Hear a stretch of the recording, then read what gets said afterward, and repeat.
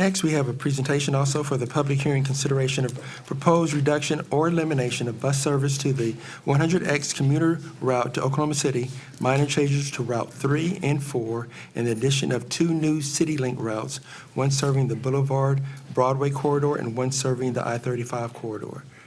Christy Batterson will give us a presentation. Thank you very much, Christy. Good evening. I'm Christy Batterson, the Housing and Community Development Manager for the City of Edmond. I'm also oversee our transit contract. Tonight, you'll have before you some proposed changes that we're making to Citylink. Just to remind everybody, Citylink started back in 2009 with 4 fixed routes, one of them serving the UCO campus, and 1 commuter route called the 100X. No route changes have been made since then, other than some minor tweaks here and there. So what you'll have before you today are some minor changes, some additions, and the discussion of the 100X commuter route. Just a little recap of how Citylink's cost and where it comes from. This is over the lifetime of the routes. Since 2009, of our cost of the green is our operations cost. That's what runs our routes. And the blue is our maintenance cost. Our contractor does our driving, operating, and maintenance of all our buses. This just kind of shows you of where the city share is compared to the federal share. We are a subrecipient of Embark, so we do get an allocation out of their yearly allocation from the government. At one time, up until 2020, UCO did have a small allocation to Citylink for the Route 4. However, after 2020, that was no longer a partnership. So Citylink, or City of Edmond, had to have picked up that cost. We are only allowed to receive 50% of our operations costs back from federal government and 80% back on maintenance. So just a little bit of where our costs come from. And this is just another chart just kind of showing over the years of how much it's cost and where it's come from over time. So we'll start with the route changes. I know that's why everybody is anticipating.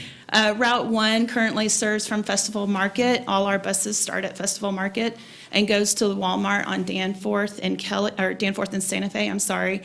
And there are no changes to this route. This is one of our most popular routes ridden. Route 2 starts at Festival Market, goes to Crest and back. Again, no changes are made to this route. Route 3 will start at Festival Market. This is where the minor changes are starting. We used to go down into the Target area and then come back out and serve the 15th and Bryant area back around to Festival Market. We're trying to make all our changes the best and efficient way we can so that everything is served every 30 minutes. To do that, we made some changes to 3 and 4. This is the first change. Route 3 will no longer go to Target. However, it will pick up those riders out on Vista Lane, my little pointer. This is Vista Lane right here. And then it will go back down down Bryant to 15th and back around to Festival Market. It will also no longer serve the Rankin and 9th area. The next minor change is to UCO. We will no longer be going out to Vista Lane. However, we will be picking up the Target route. We will also be coming down Bryant past the hospital and back into the Festival Market. This will eliminate the stop at the Nice Center. However, we're proposing to add a stop right here at Fink Park. It's about 600 feet to the Nice Center, so they'll be able to walk up Godfrey to get to the Nice Center. There'll be a stop at Fink Park and a stop close to Touch the Clouds, which is right there on 2nd Street. So these changes that I've showed you with Route 3, they're minimal, cost-neutral changes. The next changes that I'm going to show you do have some cost affected with them. Route 5 would be a new route. This would primarily pick up what the 100X currently uses. It would leave Festival Market. It would go up to Ayers, down University, back along 2nd Street to Boulevard, down to 33rd, and then back up Broadway. We're calling this the circular route because this is the route, it would just make a big circle constantly throughout the day. Cost forecast for the remaining 6 months of the year would be approximately $139,000. Changes, or actually in addition, forecasts for Route 6. This is an exciting one. We have not been able to serve the I-35 corridor. We have been, since I've been in this position, have received numerous calls and requests to serve the Integris and the Mercy corridor out there. This would leave Festival Market, go out 2nd Street. It would also serve the Vista Lane one time going outbound. And then it would go out to I-35, coming into where the Sam's Club, Walmart, come back out, the stop at both Mercies, go up, and then back through Integris, and then back in. It would not stop at Vista Lane coming back in, but there is a proposal to put a stop right there at the light at Vista Lane so people can get on and off there if they need to. This also will serve the new YMCA and the library. And the estimated cost would be $143,000 for the remaining of this year. By adding these 2 new routes, the purple that you see is basically a half a mile from any fixed routes. Every dot represents a household inside that buffer. And so right now, our average ridership on the 4 fixed routes we have currently is around 24,000 riders a year. That's average. We're cautiously thinking that it's going to be 10 to 15,000 per year once the word gets out on the 2 new routes. Just a little side note, on the Route 5, it is currently being served by 100X. However, anybody that gets on that route has to ride for an hour and a half down to Oklahoma City and back before they would if they get it on the outbound. So if they pick up on Boulevard, they have to go all the way down to Oklahoma City before they can come back up to Edmond. So all of these routes were made with a recommendation from Edmond Shift. You saw the workshop 2 weeks ago on recommendations that were made. We tried to stay as most cost neutral as we could. The 100X is our most expensive route that we have. It is also the least written that we have. Right now, with the proposal of eliminating 100X, the cost savings would be approximately $174,000 for the remaining of the year. However, we've had our public comment period for the last 30 days, and we've heard from about 40 riders that utilize the 100X. And we have proposals that we not only are presenting to you this evening, that we also presented to the Edmond Public Transportation Committee on September 8th. Their recommendation, based off of working with our ATPW, which is our contractor that operates and maintains our bus system, as well as the report from the Edmond Shift, was the elimination of the 100X route. So I'm just going to go over a little bit of the options this evening.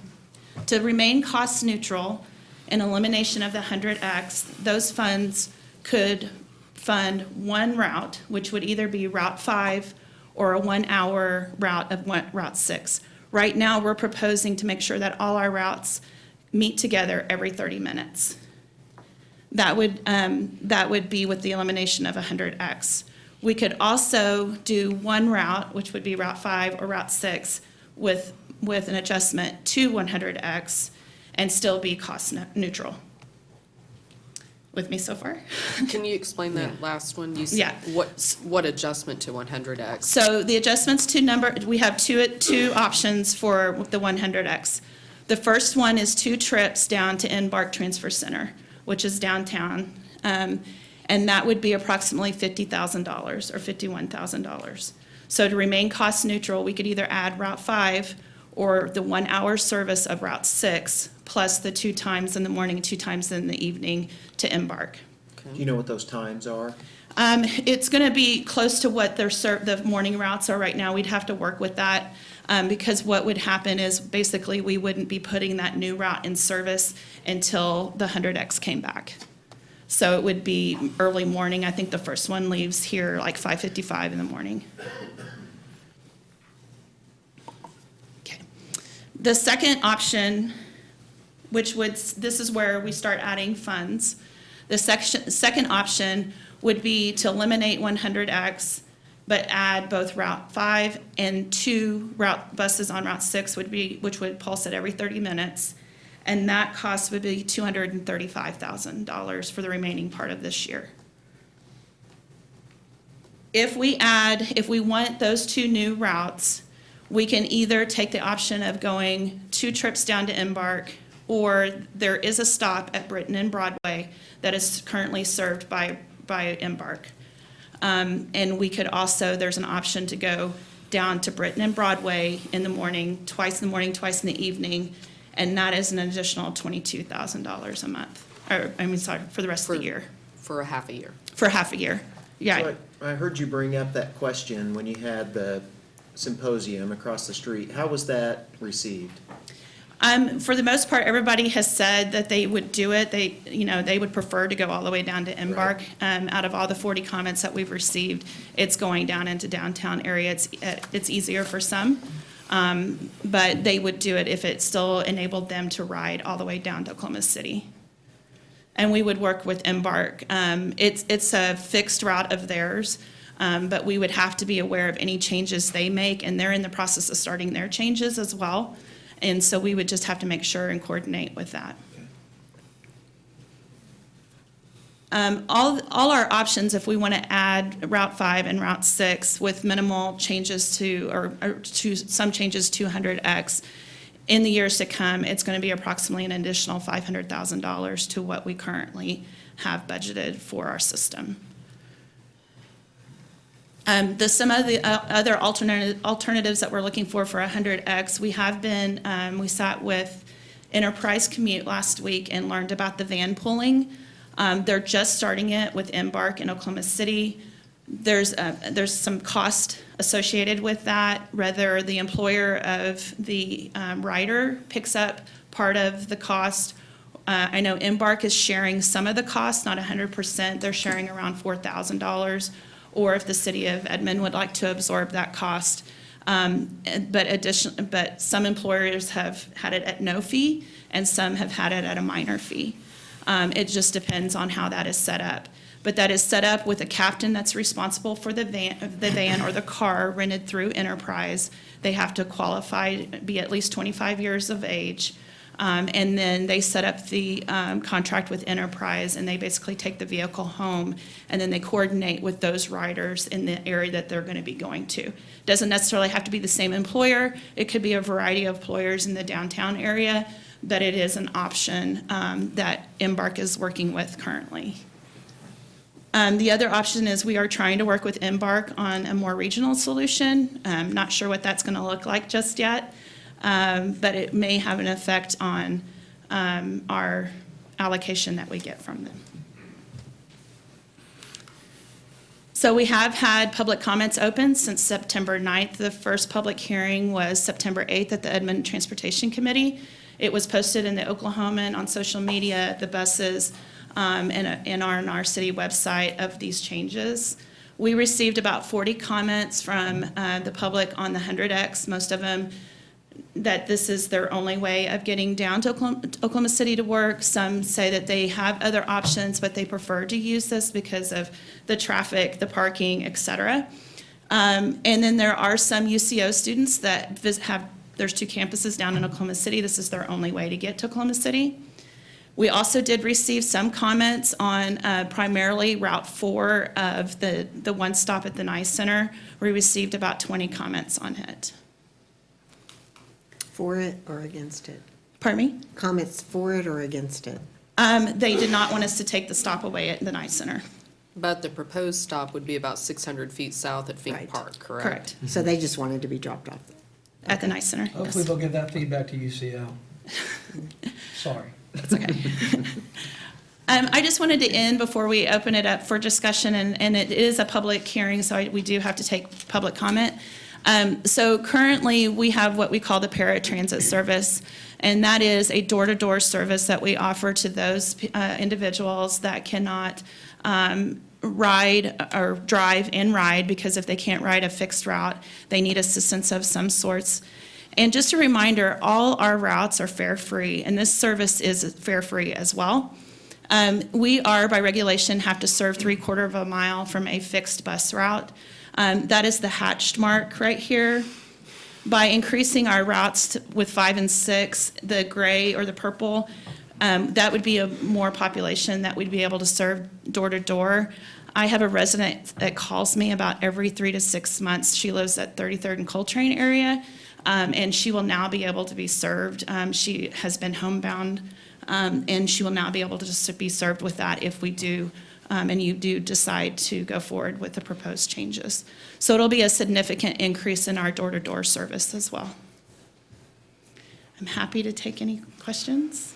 Thank you, Christie. What type of comments, when the proposed changes just to reduce 100X to AM and PM services, how was that received? And that was received fairly well. If we could get it lined up with, of course, we have a handful of people that need to be there by 7:30, 8 o'clock. We have some people that have to be there after that. So it's just finding that balance of when it would be able to serve, the majority of the population or the majority of the riders that would go down. But it was well received. Christie, you haven't talked about drivers or equipment. That was an issue with the committee, of the Citizens Committee, we're already struggling with drivers, and we're struggling getting equipment. And 600 is very, very equipment and driver intensive. And so if we continue to do any 100X, it does further, I guess, put stress on our driver situation and our equipment, our buses. Right, and even with the adjustments to 100X, we would be using the buses for 5 and 6, so we'd basically be serving the 100X or the downtown Oklahoma City area and then coming in and putting those routes into service. And Councilman Chapman is correct. We're like 2 to 2.5 years out of getting bus replacements. It's very hard to get buses. We are starting to hit the end of life on our buses, and/or the increase of maintenance costs are going to further our costs to increase, because right now we've got spares, but if we have to put those spares into service, one, we wouldn't have a spare if something happened, and then two, like I said, the life of these buses, we're getting to the limit. Drivers, we're starting to get more drivers, but again, what I proposed this evening, or what's been proposed, is with what capital we have right now and what drivers we have right now. So tell me how it was, what people thought about taking it to Britton and Broadway. I know there's How'd a that few go here over? this evening, so I'll let them really. Do you know let how them- that timing works out? Yeah. Have you I, looked at? it actually works out fairly well. Okay. It's, I think they're up there around the 7 o'clock time frame. I'd have to look again. I didn't write the exact time again, but we've looked at it. Our operations manager for RATP Dev has looked at it, and he thinks we can hit it at the right way. I will say the other thing is, it is just a stop. There is no bench and there is no shelter. So we would have to work with Embark to put something there as far as a facility of some sort, whether it be a bench or it be a shelter. So we're looking at December something for this change? Is it realistic to be able to make that If we would timeline? do it, we would probably push to the January 2nd Okay. on everything, just to make sure that we have everything lined up. We are currently already looking at the additional bus stops. We have to add about 10 bus stops for the Route 6 and make some adjustments on some other ones. And it's just a matter of working with Tyler Media Outdoor Advertising on the bench, and with Embark as well, because it's their system of potentially adding a bench if we would do the Britton. Everything's already set if we go all the way down to Oklahoma City. That's an interesting concept, transferring from one system to the other, because if there's a glitch in one, the rider doesn't get there.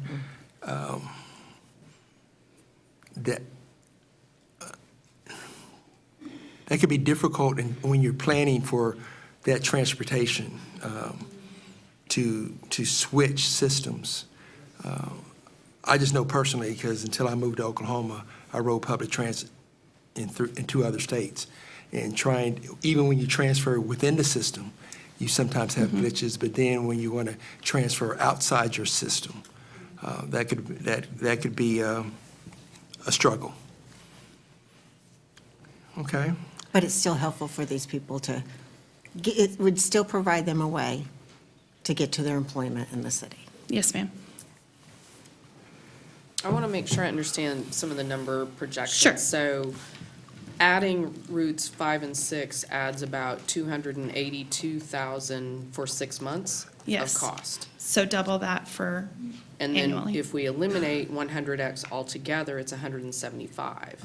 So we're 175 was our cost savings of not, so if we would do nothing and just eliminate 100X, we would save $175,000 a year. For 6 months? For 6 or- months, I'm sorry, for 6 months. So even with what's proposed, our budget is increasing, correct? Correct. And then if we look at one of those other two options, the 22,000 going to Britain or 2 routes of 100X, that's 55. So that reduces that $174,000 savings. Right. Okay. And, yeah, and some of that goes to Route 5 because Route 5 is already being served by the 100X, that half before it leaves Edmond. So it's just more often. How often would Britain and Broadway be? We're proposing either 2 times in the morning, 2 times in the evening, or 1 and 1. Okay. What was the 22,000? 22,000 is to Britain, and that's 2 and 2. 2 and 2? Okay. Just checking. Did somebody shake their head? Yes. So there's still, I guess there's still the $175,000 savings even if we add back in? So if But we, it's whatever that costs to add it back in. It reduces the savings by that amount. oh, yes, Okay, yes, okay. yes. I think I just, yeah, Yeah. I got it. And then if we want to add the 5 and 6, or if we want to add both of them with the 2 buses on 6, like you said, it does increase our costs annually in the future. Or we can just do one option. And we can do the Britain with a van. Can we do that? We currently don't have a van that would utilize to do that. We would do it with one of our smaller buses, or But we that would do still- it, That still requires a CDL. correct. The van Our does not our require a vans, CDL. our vans are primarily used for paratransit, and our biggest van is only a 9-passenger van. And that would not be sufficient No, not for, for the current ridership? no, ma'am. How much did the committee discuss Britain and Broadway? I would say quite a bit. And to people that don't know, that's a citizen committee that we have for transportation. I sit on that committee. The general consensus of, I think, the citizens was that when you looked at the amount of ridership that we were going to grow in 5 and 6 and the cost that it was going to take, you throw in there the equipment and the drivers, it just did not seem feasible to do much at all servicing Oklahoma City, considering everything. But it is an option. So did the committee also talk about, from a budgetary aspect of, even adding 5 or 6 are going to add costs, and then for the out years of 23, 24, 25 on down the road, what budgetary needs would be necessary if we even, with the options of 1 and 1 for 100X or 2 and 2, or any of those, did we do that type of analysis? Well, I mean, so obviously our costs increase every year, and it's going to probably go up at 500,000 each year, and every year our main contracts just for what we currently have go up. As far as any funding or anything that would cover the increase, we are maxed at what we receive from the federal government at 5307, and we can't double stack our Right. federal money. We could go after other grants, but obviously those are like a one-time deal. They have a time frame. I don't leave any money on the table. You all know that. And so we could try that way. We've had partners. But again, as with UCO and with, the Social Security office that we don't serve any longer as well, those contracts end, they have a lifespan. So it would come out of the general fund where we don't have a dedicated sales tax or anything like that to transit. I think I did mention to you all that we used to subsidize this with the Social Security stop as well, Correct. which went away. And then we also had the money for UCO that went away. And so the projections to the future do not look good. I mean, that's just the fact of the matter for us in public transportation. So I think our committee just thought we've got to take some action now to try to get this thing sustainable for the future. And serving a community that is not in our jurisdiction, so to speak, probably is not going to be one of those things that we can continue to do long-term. But I mean, we do have riders in Edmond who are commuting to jobs in Oklahoma City. Yeah, Right. and we actually know how many, Okay. and we analyzed all that. And frankly, we heard from most of them. This is not an easy decision. No. I mean, this is really hard, and I feel sorry for the citizens on this committee that had to debate this. It wasn't easy for them. Anytime you take something away from somebody, that's not good. The good news is we are able to add back a whole lot of other value in this particular scenario. And that comes because of the growth of our community that is underserved, that we've got to serve for the future. There's no service to the east right now, correct? No, ma'am, it stops at Vista Lane. So Mercy or Integris are not being serviced at all. No, ma'am. Those are two huge needs. Well, and those are some also- of our largest employers. I mean, obviously, from Ward Two perspective, would welcome it to Ward Two and see the need there, but what really opened my eyes was the paratransit too, with that rule, and this is the map, isn't it? With the Yes. purple around that, and wow, what amazing need that brings into light. Hard stuff. Yes, sir. Christy, can you talk, and maybe it's a Randy question as well. We talk about 100X, and that's that route between here and downtown. How would RTA and the route that they're discussing impact that? Would that provide an augment instead of doing a bus route? If RTA comes in, would they then serve that need? Yeah, that would totally replace that route when that commuter rail happens between Oklahoma City and Downtown Oklahoma City and downtown Edmond. That's what it would serve, would be those two communities. Would the frequency be more than 2 times a day or whatever it would be? or- They haven't quite got to that level of, I can't speak to that super definitively, but yes, it would be a lot more frequent and later into the evening, earlier in the morning, more than likely. Like 12 to 14 times possibly Right. a And day. a lot fewer stops as well, so it's a lot It's faster more of an service. express Really route. quick. And I'm the new kid in town for right now, say, what's any horizon of when that RTA? So it still has to go to a vote of the people, so, and I don't know that a date's been announced on that. I know it's, the RTA is in the middle of what they consider an alternatives analysis, which is what will set them up for federal funding in the near future. So I would anticipate, being conservative within the next 3 years of a vote being held on that. That's just a vote. That's not That's the just a building vote, of that's it. not, That's just a vote, that's not right. the implementation. Takes a lot of planning for the region. For everyone, RTA is a regional transit. There's 3 main cities that currently are involved with that: Edmond, Oklahoma City, and Norman. Some of the other smaller cities have pulled out from that right now, but we are still looking at that because we do see the need to traverse this corridor as expeditiously as possible. So that is also one of the things that we're also taking into consideration. It doesn't meet the immediate need, but that RTA, as we said, it will go to a vote of the people. Any other questions for Christy right now? Yeah, we're looking at 10 years-ish. It will be a while. Yeah.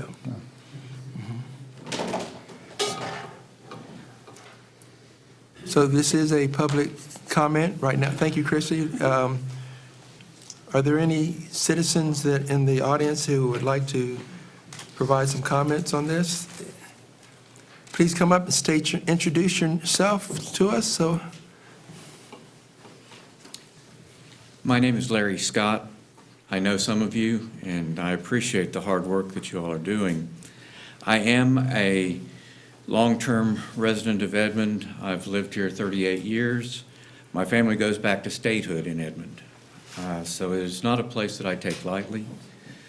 I know that your hearts are in the right place, but I want you to look at things just a little bit differently.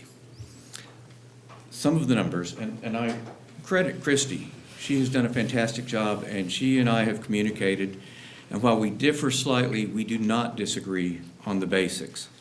There is a need for public transportation, and we are both advocates of public transportation. How we get there, that's a whole other matter, and if we could write a check, that would solve all the problems. But the problems are financial. As many in government say often, government should be run like a business. That's garbage. Business is run to make a profit. Government is to provide public service. I don't doubt the need to be fiscally responsible. I ran a business for 30 years, and I've been working in Oklahoma City government for the last 12. So I do understand what you all are talking about, and I do understand the problems. Well, let's look at it this way. I've heard the term, we can't afford to serve Oklahoma City. That's garbage. You're not serving Oklahoma City. You're serving people who live in Edmond. You're serving your constituents. You're not serving Oklahoma City. You're allowing people to get to their jobs. I can't speak for anyone but myself. But the day after our last meeting, I was cornered both times I was on the bus with people who said, I couldn't go to the meeting because I had to be at work. What happened? What'd you hear? What'd you say? And there are people that will retire because the 100X goes away. There will be people who will move out of Edmond because the 100X is going to go away because they're going to have to move closer to their work. So there's an effect that you'll have on the Edmond tax base when the 100X goes away. And I say when because I believe that's the direction this is going. I would differ with Christy on one thing. The numbers that you have regarding ridership of the 100X, what I saw was fiscal year 19 and 20, which was half of it was, or 3/4 of it was when COVID was starting. Then we had 20 and 21. We were still feeling the direct effects of COVID. Your businesses may not have closed, but even offices in Oklahoma City, government offices were closed. During that time, we were all working remotely. And then you have fiscal year 21-22, which is a partial year for those numbers. I submit to you, because of the circumstances that we've faced over the last 3 fiscal years, those numbers are probably not accurate for you to make the kind of forecasts that you're making. It might be more prudent to wait. Now, things are not back to normal. They'll never be back to normal. But people are coming back from remote working. Those people now, in this fiscal year, they will be counted. And I believe the numbers on the 100X will show that. Now, if you're ready to pull the trigger, you're ready to pull the trigger. But the numbers that you have are skewed from what I believe the accurate numbers are. But it's, for you all, it may be about numbers, but for those who ride the bus, it's not about numbers. It's about people. I can really appreciate what Christy has done, because when she and I first were talking, the 100X was going away and there were not any other options really being discussed. It's a legitimate option to, before you start running that 6 out there when things are closed, you run that 6 down to Oklahoma City and back twice in the mornings. What time? Everybody I've talked to has said, just run them and we'll adjust to the time. if that means being at the bus stop at 6:30 in the morning, they're willing to be at the bus stop at 6:30 in the morning. And so you're not really taking anything away from 5 and 6 in the morning. Have to make an adjustment in the afternoon. I don't know how you do that. It's probably why you all get paid so much. The issue on that is balancing service and 2 runs in the afternoon. Okay. I believe that the ridership can justify that. Maybe not the numbers, or at least the numbers you're working with, but I believe the ridership can justify that.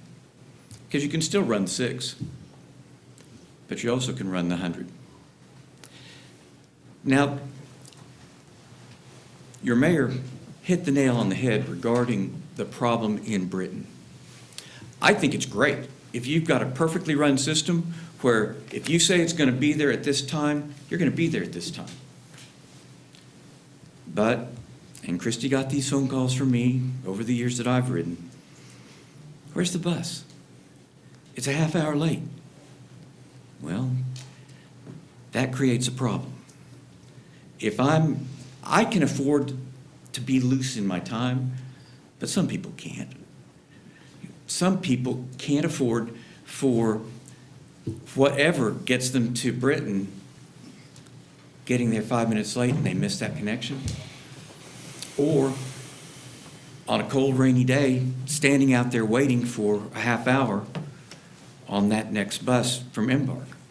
And believe me, the problems you may all have had with running the Edmond system, I'm familiar with the Oklahoma City system. It's got its problems too. If that's all that we have, people will do it.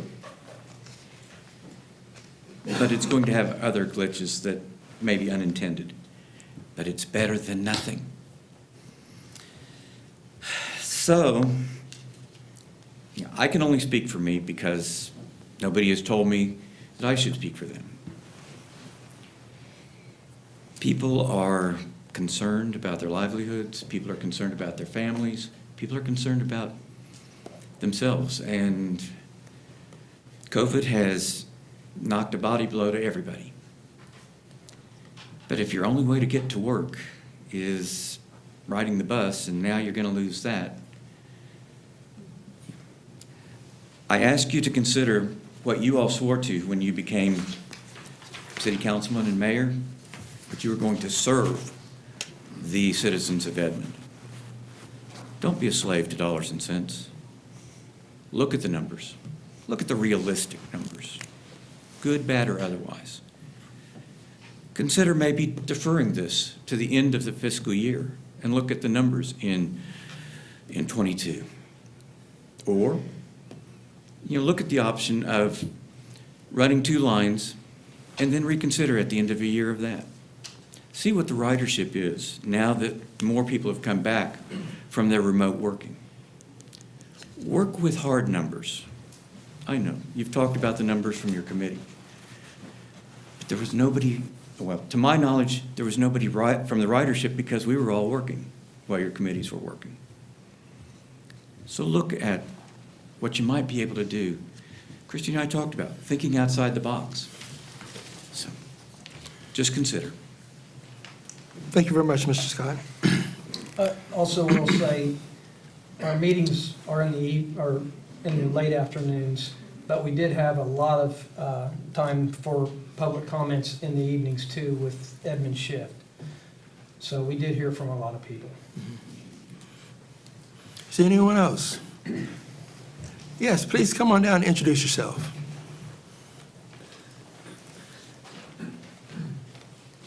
Hello. My name is Dr. Brianna Downey. I am an Edmond resident and a psychology professor at the University of Central Oklahoma. And I take the 100X bus to work every single day, just as I did when I worked at a university in Washington, D.C., and just as I did when I was a college student in Pittsburgh, Pennsylvania, because I have never owned a car. In the summers, when I'm not teaching, I take the 100X to the boathouses on the Oklahoma River, where I teach the sport of rowing to athletes in the OKC metro area, from 6th graders to people in their 60s and beyond. I take the bus to the post office, the pharmacy, the gynecologist, the library. I took it to the only site where I could get a PCR test to confirm that I was COVID-free before welcoming my parents into my home, after I was turned away from a local drive-through testing site because I arrived on foot. There are lots of reasons why a person might choose to or have to take the bus, and mine are among them. These include financial, medical, safety, and environmental reasons, to name a few. The elimination of the 100X would sever the sole public transportation connection between our city and downtown OKC. People like me who rely on it for our livelihoods would be, at worst, functionally removed from our Edmond and OKC communities, at best, forced to make the expensive and dangerous decision to drive a personal vehicle. But just like I teach my psychology students, decision makers shouldn't be swayed by a compelling story, even if it's my story. Instead, we should consult the data. And we needn't look any further than Citylink's own website on a page titled Benefits of Public Transportation. Compared to cars, public transportation is safer, cheaper, better for the environment, creates jobs, and yields healthier citizens.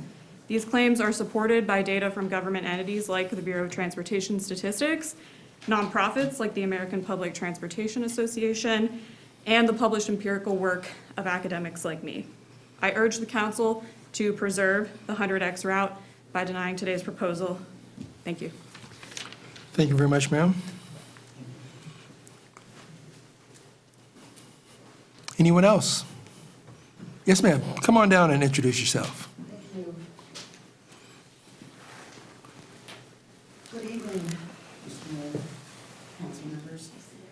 My name's Teresa Smith. I've lived in Edmond for almost 30 years. Moved here from Denver, where even my kids rode public transportation. There was no school buses, so we were very used to it.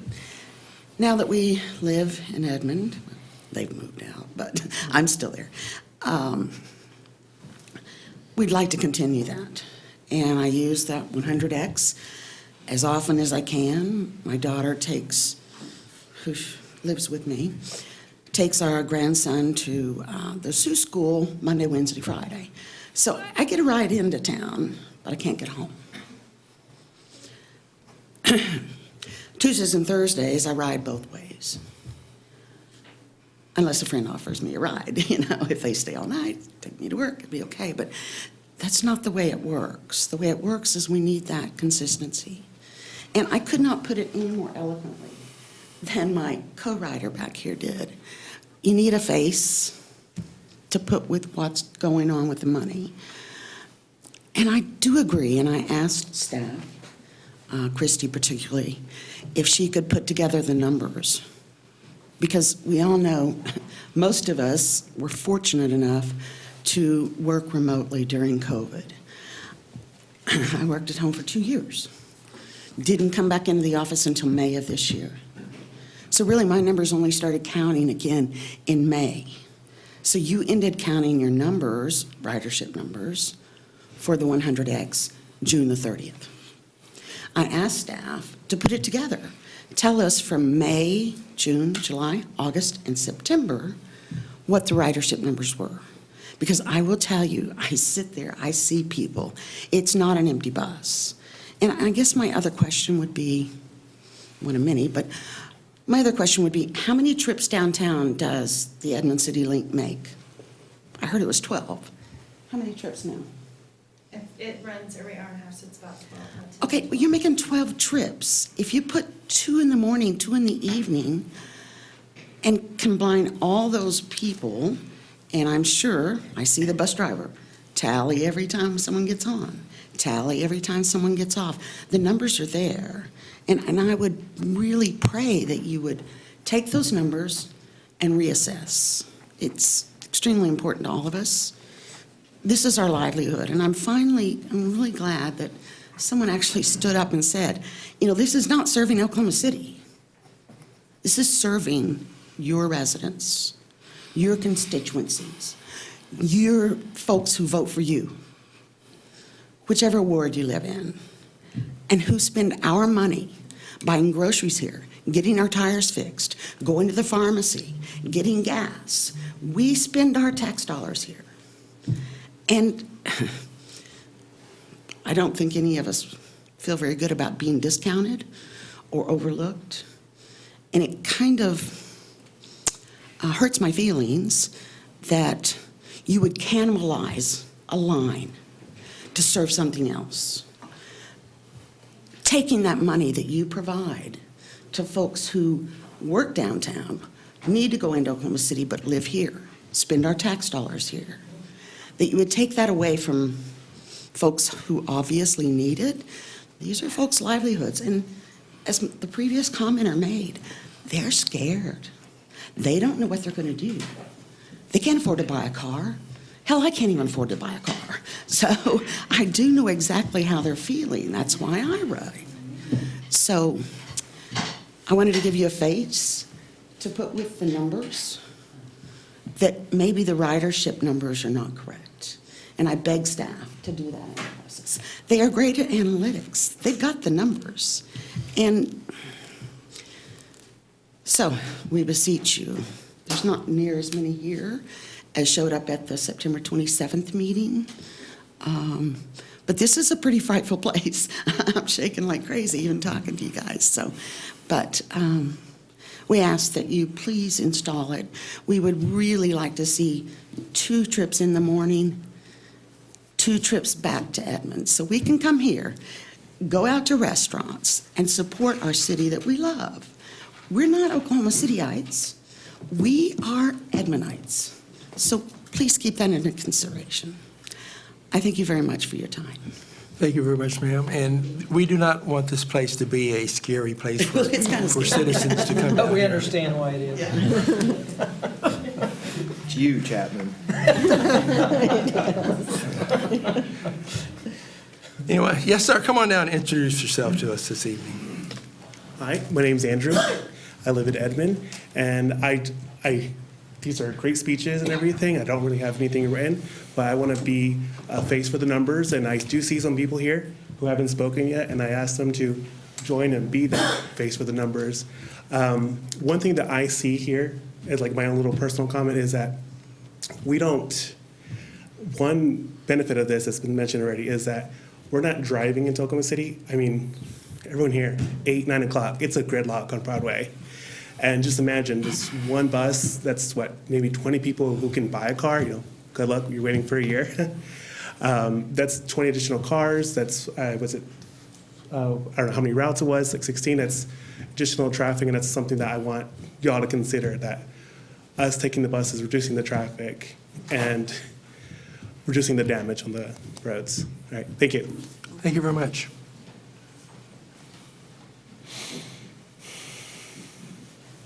Anyone else? Yes, ma'am, come on down. Introduce yourself this evening. Sorry.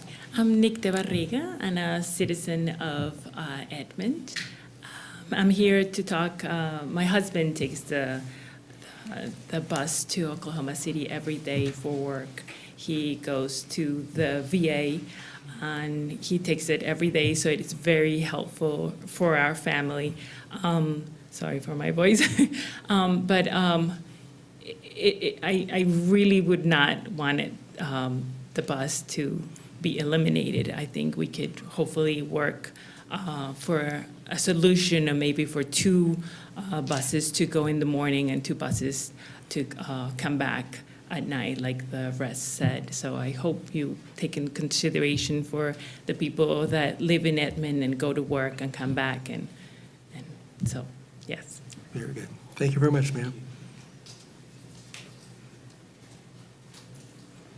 Anyone else?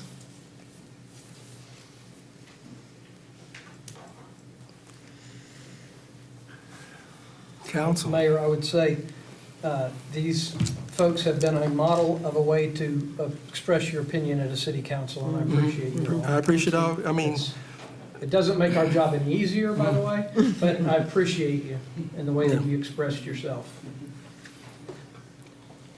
I wanted to speak to the ridership numbers from May to September.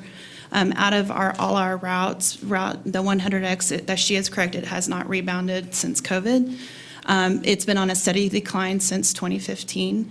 And I happen to have the numbers with me. It averages about 2,500 passenger trips a month and has been steady throughout the May to September timeframe.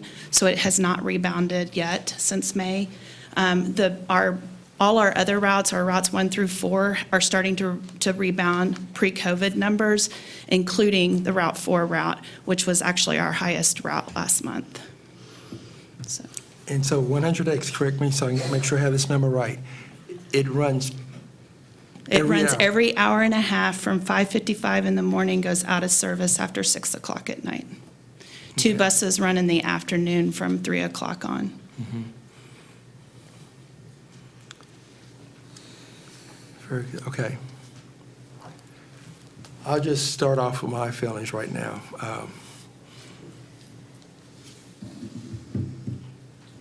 I would really love for Edmond to take the lead in showing what a community, what public transportation can and should be. This community needs public transportation. That's one of the reasons why we're looking at RTA in the future. When we do a survey here, one of the top things that is always on the surveys is traffic congestion. How do we get more people to ride? I don't know the answer to that. I've known there's been other studies for other larger employees. They've tried bus services and all that. But I would really like for Edmond to try to take the lead in this. That we know there's known benefits for public transportation. And maybe if we revise the routes, it doesn't move every hour and a half, that we accommodate the workers that are going in the morning, 2 trips, and the workers and then they will come back in the evening. If you've never taken public transportation, you adjust your life to the schedule. It's not the schedule adjusting to your life. The entity selects the time that is most beneficial for them, and then you select. So sometimes you have to go to work. You might be at work an hour early because that's the only way you can get there. And then sometimes you might have to work your other schedules. In the communities that I've lived in, that's what I had to do, and I'm sure it's like that here too with Embark. I do not like the transfer of possibly going to Britain and going to another system. There's enough stress already just riding public transportation. And then to say I'm going to go from one unit to another unit and that unit's not working, it's not like we have multiple points there that can save you to get you somewhere else. It's like you're on an island once you get there. If Embark doesn't come, so I would like for us to work with the community and how to help the community understand that if we do make these changes, like the ones 2 in the morning, 2 in the afternoon, that they would have to be more flexible with their schedule, which I think they would be willing to let. But I would really like for Edmond to take the lead on this, because it also concerns me that UCO, for probably financial reasons, and the Social Security, probably for financial reasons, they've dropped out of this.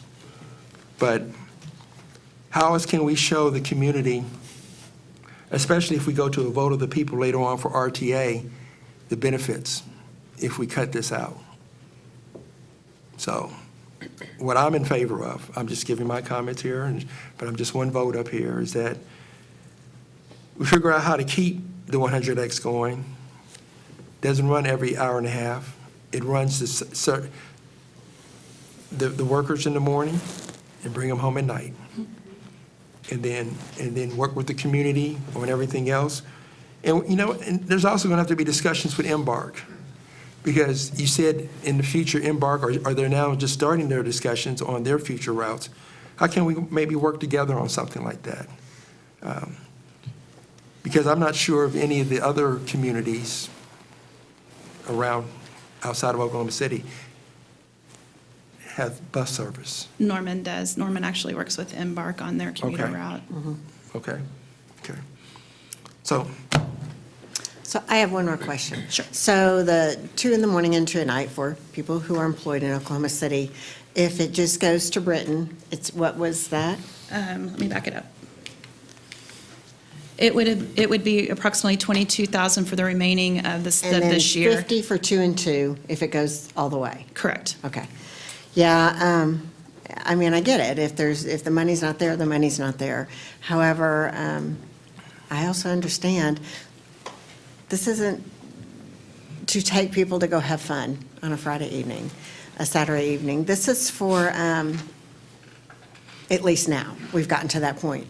Now it's for people's livelihoods. It's for them to help to support their families. And there's a lot of people, in financial reasons, environmental reasons, and physical reasons. If you have any type of seizure disorder, you can't drive. You can't even own a car. So there's so many reasons. Or maybe you just enjoy riding the bus and you don't like traffic. It makes no difference. It's taking them to their place of employment. They live here in Edmond. They are residents of Edmond. It's so hard when it comes down to dollars. I hate that. I like that there's alternatives. I think the best alternative for now, and this doesn't mean forever, and it's again, it's just me saying this, is 2 and 2. I would say go to Empire, to Britain and Broadway. I'd like to take them all the way down. But at least not to stop it, but to go 2 in the morning and 2 at night for people's livelihoods. That's my opinion. I also want people to realize that on our committee, the work that was done in there is a huge appreciation for the environmental savings of public transportation and understanding that people really need this. Here's the thing that made this thing really, really difficult. There's a whole bunch of people in East Edmond and a whole bunch of people in the center that were improving with those funds so significantly and such a huge ridership increase that it becomes overwhelming, the amount of people that are going to ride by eliminating those routes, that it saves a whole lot more gas, a whole lot more pollution, and so we have to be very careful when we put it to those terms, because then it's very overwhelming which way to go. What gets me is the people's livelihood, and I don't know how to fix that. But I do know there's a whole lot of people that aren't being served today that would be if we make this hard decision. And that will save a lot of gas. That'll save a lot of pollution. That'll do a lot. So that's really... again, you all did a great job of explaining it. But the other side of that is there's a whole lot of people that will get service that aren't if we make this decision.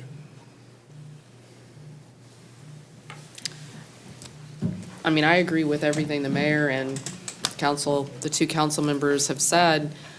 I mean, ultimately, I think we as a community and as a council have got to come up with more money to support our public transportation. We need to put our money where our mouth is, so to speak. And I can't agree with completely eliminating the route. I mean, maybe we do 1 a.m., 1 p.m., not particularly convenient, but for those who are making a living and need to get there in the morning and evening, maybe that's an option. But we've got to do routes 5 and 6 too, to serve those people in our community who need to take advantage of public transportation, or the paratransit person who hasn't had access because they live just beyond those borders.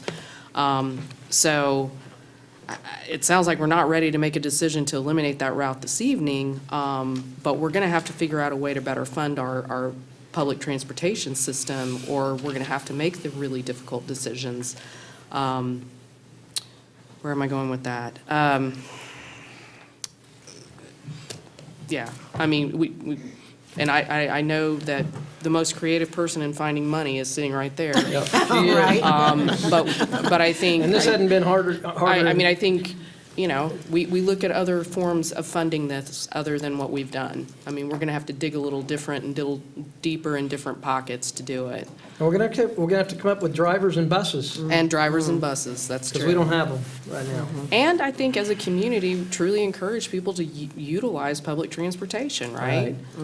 People complain about traffic. Well, one way that we eliminate and reduce traffic is by people riding buses, people riding their bikes and doing other forms of transportation. So I agree with everything that was said here, and I appreciated Councilmember Chapman's comments too. We are thinking about residents of Edmond who live in those areas that would be serviced by routes 5 and 6. We are thinking of them as well as the folks who would be impacted by reduction in 100X routes too. So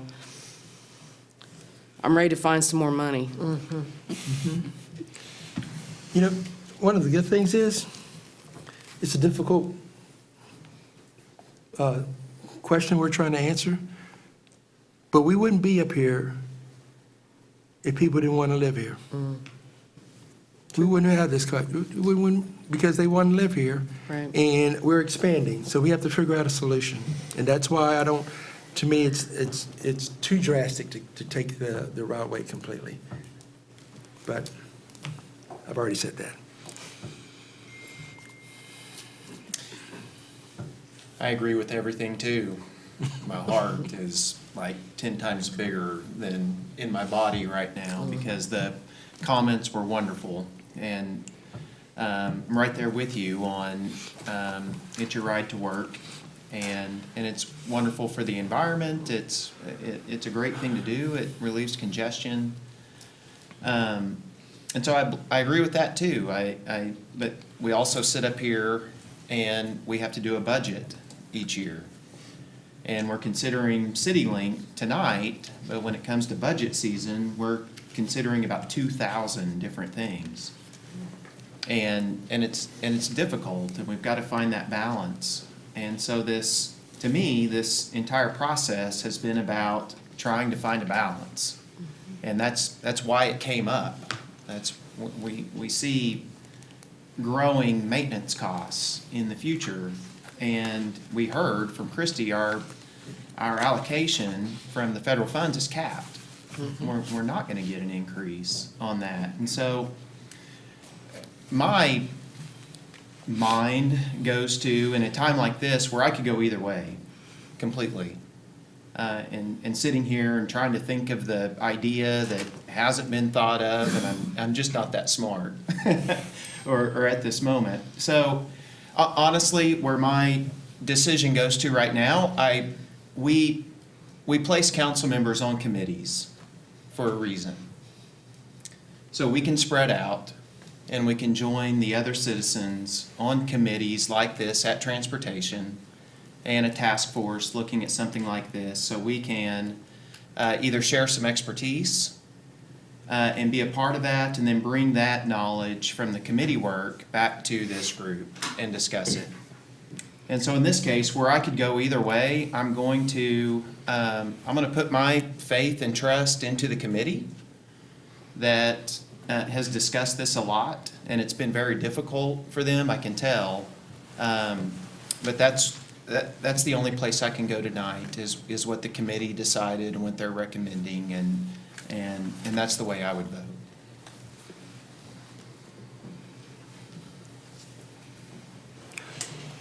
So council, the way it's written here is that it's public hearing, proposed reduction or elimination. So is the recommendation is a complete elimination of the 100X? Or you can do a reduction. It's either a reduction or the elimination of the 100X. So Those are the two recommendations. right, so the reduction could be, instead of every hour and a half, it could be 2 in the morning, 2 in the afternoon. Right. Randy? How would you vote on that? I wouldn't do that, but EPTC recommended elimination of 100X, the Public Transportation Committee. They had both options in front of them, and their recommendation was to eliminate. To eliminate it, okay. Of course, city council can do whatever they wish. Yeah, that was the recommendation from the Citizens Committee.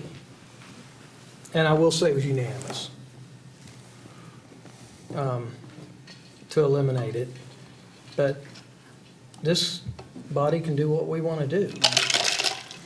I don't take lightly voting differently than what a citizens committee has recommended. I think the consequences of this vote are extreme to, though a small group of people, but are extreme to that small group of people. I'm not comfortable eliminating it 100% unless there is an alternate public transportation option for them. So, I mean, to me, a vote tonight doesn't mean it's not going to appear 6 months from now. Again, that we need to have better solutions or different solutions or more money.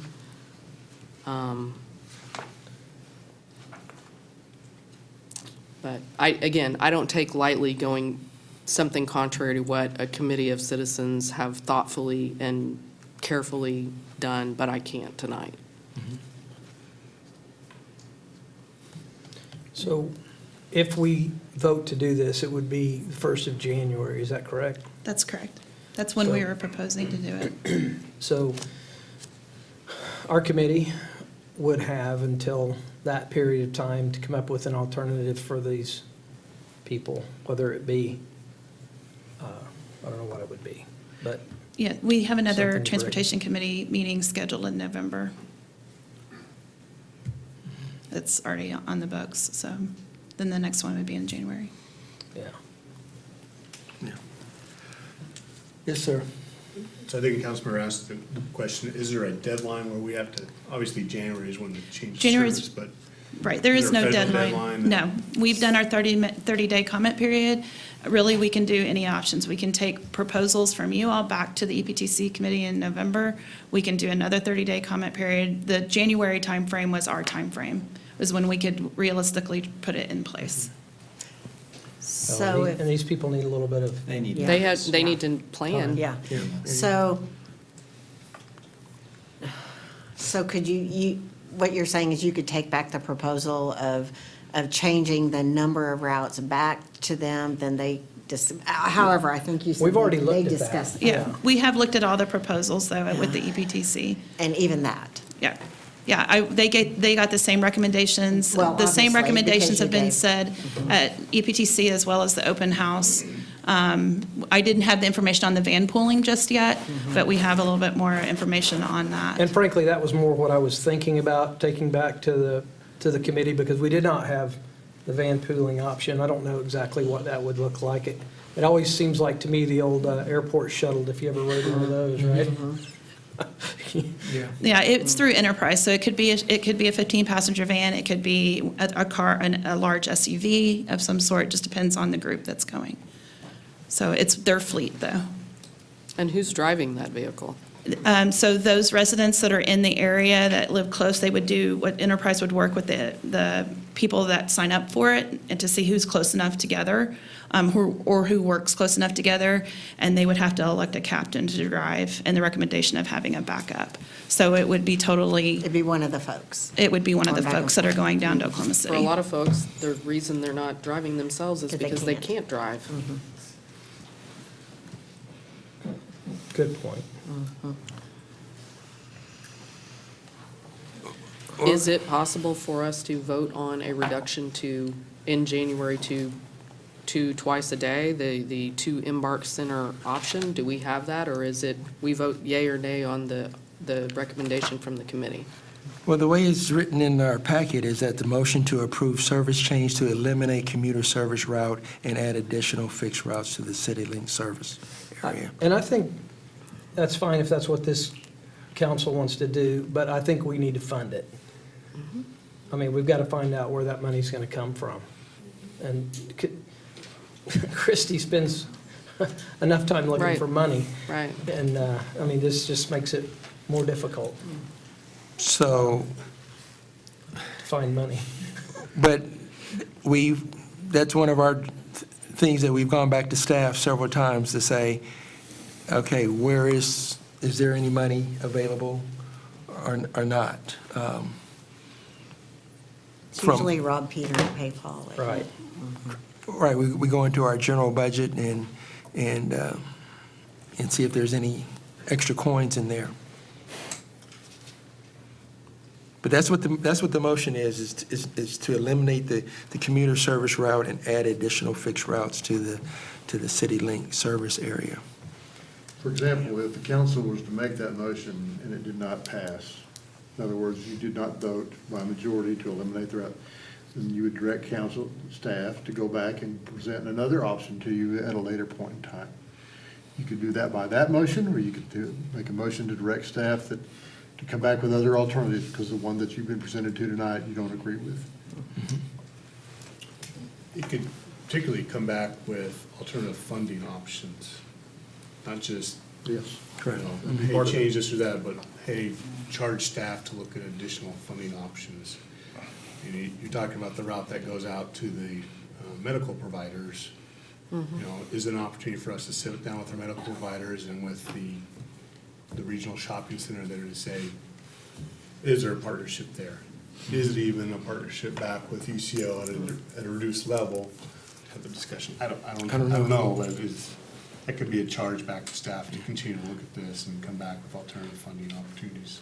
Well, and we don't take it lightly. It's very serious having these committees. We take the information they bring to us, the information staff brings to us. That's why they're there, is to give us, they've deliberated over this, and they're giving us information. So this is a hard thing.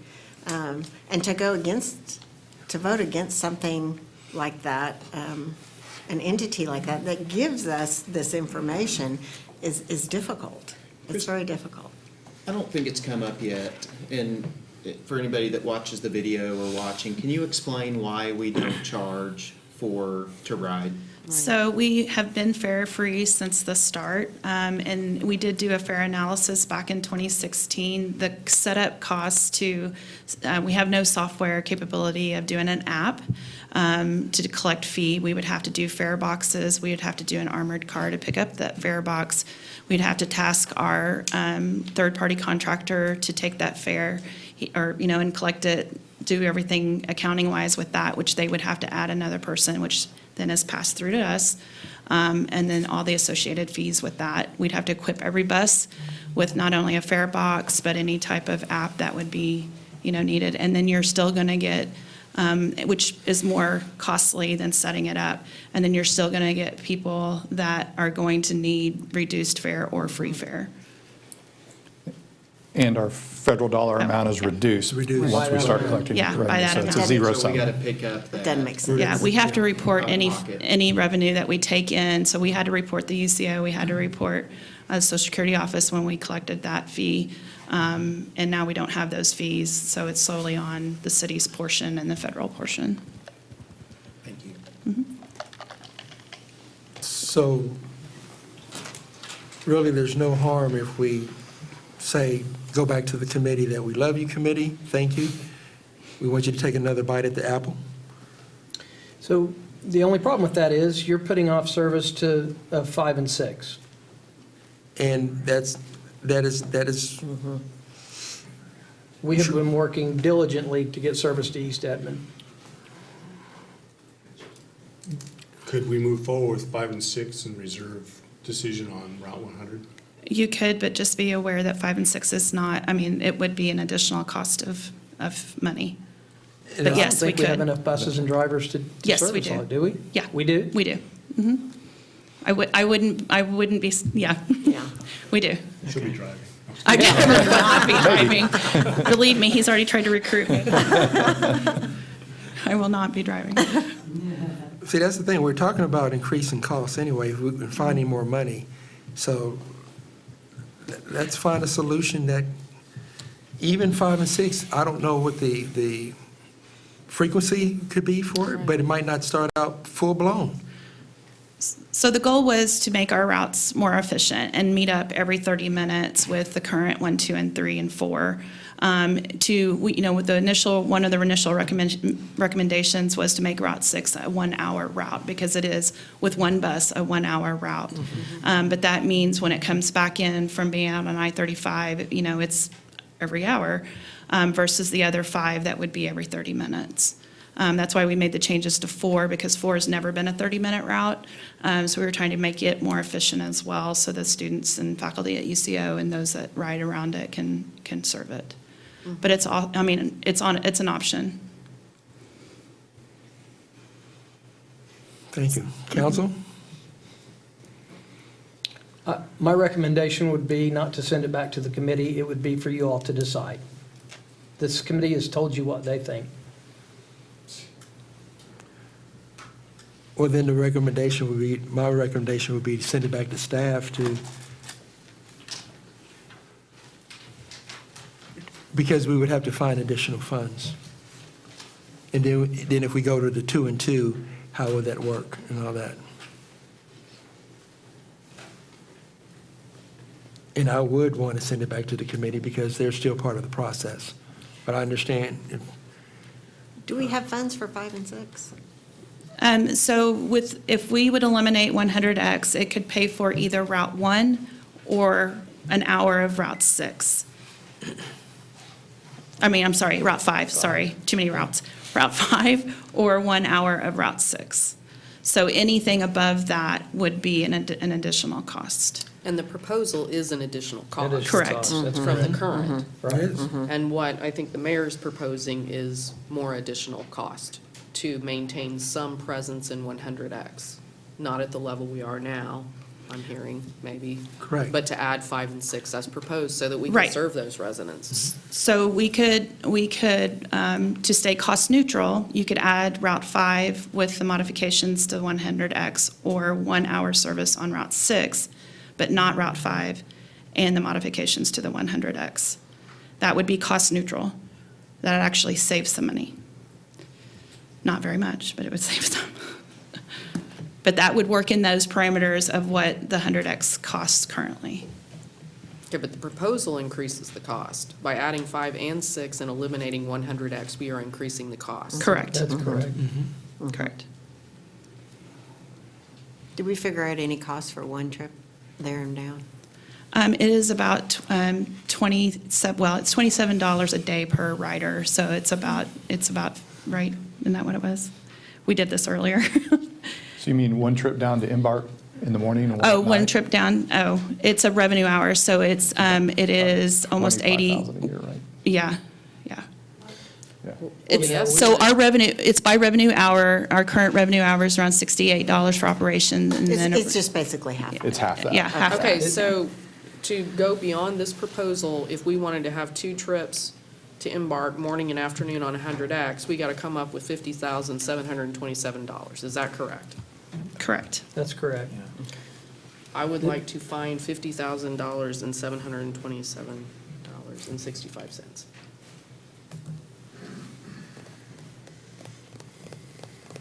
Are you making a motion?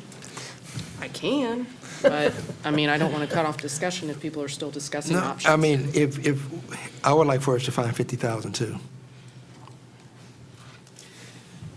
Mr. Chapman, do you think, you may not want to answer this, do you think the committee would support us deciding to keep it and find $50,000? I think that committee would do whatever this council wants to Okay. do. They would support you in that. Okay. I don't think, I'll just tell you, that committee is looking for a sustainable public transportation program.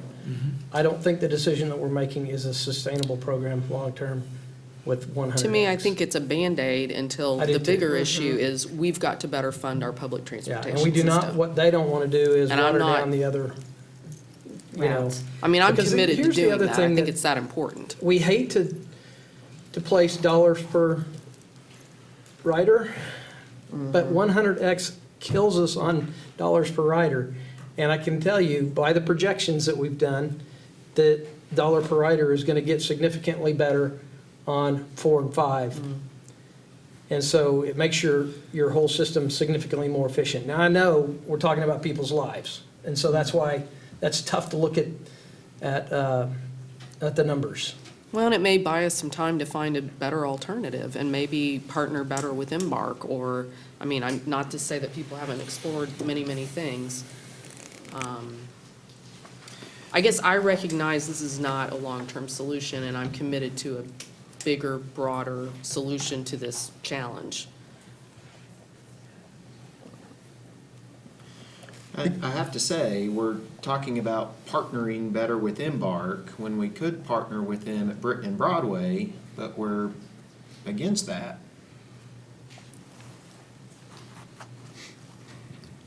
My only So thought it- was going back to the mayor's comments about if we've got 1 or 2 trips and they are there and they're, late by 5 minutes, then they can't get to work. And that's Whereas the if we thing, get them is- downtown. You're just on If an we get 'em island, and the next downtown. thing you know, there's no transportation. In other scenarios, in other metropolitan areas, you have when you have a Hub. a demarcation hub like that, there's other buses or other systems you can grab there to go. But in this scenario, you're going there, and your connector doesn't come. And you don't even have a bench. Right, you don't even have a bench right now. Yeah. You're right, you're on the hub, yeah. Yeah, on the hub, and Totally then, get it. you're a professional trying to get to work, and all of a sudden, you're dead, and you call an Uber to come back home or go to take you to work. Sure, So, sure. I'm just saying, the thing is, this discussion here, this is not the end of it. We're gonna be Can't talking be. about, as our community continues to grow, and we have to look for ways to service it, and we come up a little bit later and say, okay, this is not working. Guess what? We come back for it. We go through the process again, and we talk about it. It's, because there's no guarantee that even what our proposed changes are going to result in what we want, but those are the ideas and the rationales that we've come up with. All I'm saying is this, is that we need to still provide some type of transportation in the morning and in the afternoon on the 100X right now. And if it's just $50,000 we got to raise, I know we can't go sell Girl Scout cookies, but we might need to go just look. And then if you come back and says we can't find it, then guess what? Then we have to make the harder decisions. We have to make a harder decision, right? But I love the conversation. So, and David, please take back to the committee. I mean, we appreciate everything they do. We understand their pain. And guess what? And tell them we're going to have another hard decision coming for them in a few weeks anyway, or something else. So, council, what would you like to do? So how do we vote on this, Mr. Murdock? What are we voting exactly? Well, Tell us how to Whether word to approve it or not. it. Okay. Or continue. But that's not taking it to 2 trips or anything. It's just either yay or nay. Okay. well, but We have other options. that's one option. That's one option. Another option would be a motion to direct staff to reduce the commuter service route and specify what you want that to be, and add the additional routes as submitted in as part of the recommendation or any other modification there too. But the recommendation would include the minor options to 3 and 4, the adding 5 and 6, and then if I look at here, the option is 2 trips to Embark Transfer Center, AM and PM. Is that 2 in the morning and 2 in the afternoon? Yes, sir. Okay, and that's an additional cost of $50,000, give or take, a little bit more. So that's one option. Or another option is to eliminate it completely. Or I don't think we were supportive of the going to Britton and Broadway. And we don't have enough information about van pooling at this point, and we're always looking for partnerships with Embark. So that's kind of where I see your option. Yeah, because if we vote no for this, then we're voting no to add 5 and 6. Correct? That's So, Okay. can I don't bring up wanna this do that. thought? Do you, if we vote for, we look at keeping an option to Embark, do you go 1 trip AM and PM, and then if you need more, if we have more ridership than we can handle, then we look at adding it, other than having 2, and if there's not enough, we're going through this again to take one away. That might, And that's what I was thinking, Josh. And Christie, would it be appropriate if we had the opportunity to ask John Sure. a question? John, would you be John willing to, Plevich, yeah. would you be willing to come up if I can ask you a question? He's thrilled. By the way, you were trying to hide. this man's a hero, by the way. The things he I was does. transferred, I was. I'm John Plevish. My Tell- wife tell- and I yeah, tell us who you are. are Edmond residents. I manage Citylink for RATP Dev, so I manage the contract. I work with Christy and Randy. My question, John, is what sort of a burden, further burden, does this put on your staff, your equipment, your drivers, your maintenance? Okay. And it's, The driver situation is much better. RATP Dev has invested in a national recruiter for all our regions. I actually have more drivers right now than I currently need. Oh, And we great. did that in anticipation of, we're going to be doing more, so if we can get good people in the door now, we're going to do it. Okay, so drivers are fine. The vehicles, and it's not Christie's fault, it's nobody's fault except the circumstances, but she's right. The vehicles, we have 4 of them that literally should have been replaced right now. right. And that's hard. The maintenance costs are increasing. Obviously, if you're running something past its useful life, it's costing you more to do that. So we're at that situation with the buses. But if you want to go down to Embark twice in the morning and twice in the afternoon, we can make it work. I mean, I've played with ideas, and we can do that. So we can run the four change, the 3 change, the 5, the 2 6s, and 2 trips to Embark, and we can make that happen. Can I ask you Sure. something? What is your opinion? Your opinion, 1 or 2 trips down there, or 0? If we can figure out one and make that work, that's better. Okay. Because what I'm essentially going to be doing is pulling buses that are going to be used on other routes, have it start early, go to Embark, come back, and then start another route, end early, or when it goes out of service, go down to Embark and back. I mean, if we can find a nice one time in the morning and evening, that's easy. And then if it gets to where it's too full, then maybe go to 2. Then we do it But if we 2, can fill right. one and still get folks to their place of employment in the morning and bring them home at night. Yep. Okay. Yeah, we can do whatever option you want. I mean, we're here I didn't to even serve think you about guys. that. I didn't And I am an Edmond resident, so that's kind of my thoughts on this. It just seems like in our shoes here, it's easier, not that I'm looking for the easiest job for us, but it's easier to add things and plan to add And take things, and away. we all celebrate that instead of taking away. And then we're looking for 50 grand for the year versus just for half a year, Correct. Well, which makes it a little bit more is feasible. it half, John? For 2 is 50,000 approximately to do 2 trips in the morning, 2 in the afternoon, for the remainder of the contract year, and the contract year ends June 30th. But if we reduce that to 1, does it Then- half the cost? Then that would cover Yeah. a year's worth of Yeah, that. Okay, yeah. well, it's easier to find. It's easier than Sold. finding 100. Yeah. Okay. So- Word that appropriately, please. Well, what's the recommendation? Okay, I'm going to make a recommendation. I recommend for 6, that we add the additional 2 Citylink routes of 5 and 6, and we reduce the 100X commuter route to once in the morning and once in the evening. Second. And minor modifications to, Yeah, do the 3 minor and Oh, yeah, minor and the minor modifications to 3 and 4. And we'll just have to figure out the most convenient time for the most riders in the evening and in the morning. Okay. I have all their emails, so, Okay, and this would commence January. in January. January, okay, I'll second that motion. okay. We have a motion, second? Please cast your vote. Thank you. That item's passed. Thank you for the conversation. Thank you for the discussion. And this is not the last time we'll be talking about Citylink.